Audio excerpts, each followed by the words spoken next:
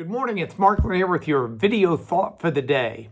So this morning in my quiet time, I was reading through Luke, and in the 6th chapter, the 12th verse, Luke notes that Jesus went out to the mountain all by himself to pray.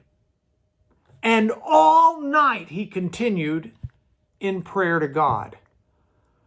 I pray. I've prayed in the mountains. I don't think in my entire life of almost 60 years on this planet, I have ever prayed all night long. I tend to fall asleep pretty early in the prayer chain. But as I was reading this and thinking about it as a video thought for the day, I thought of three things that are pretty important that stand out to me, and I hope they stand out to you, at least as we discuss them. The first is the importance of alone time with God. It orients your compass.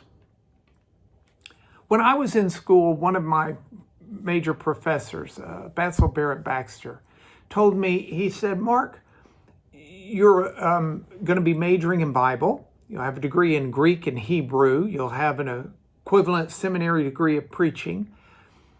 It's very important that every day you spend alone time with God, totally unrelated to your studies.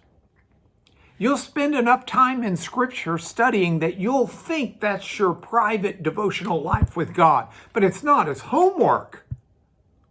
You need to spend time every day.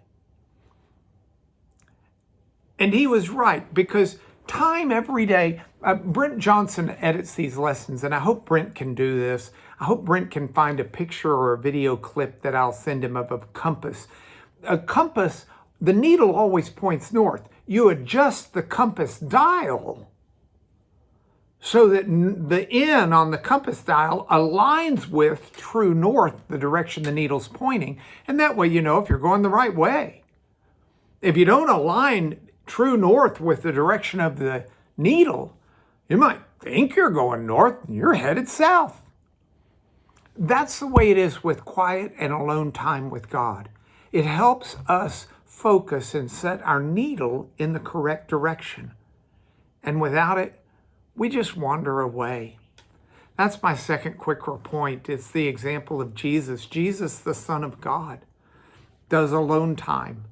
In Matthew 14, as he's trying to work through the grief of his cousin John the Baptist dying, Jesus spends alone time with God.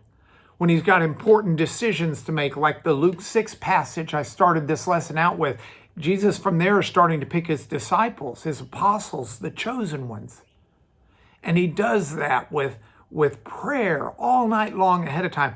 But sometimes, like in Luke 5:16, Jesus just goes off by himself to have alone time with God in focused prayer.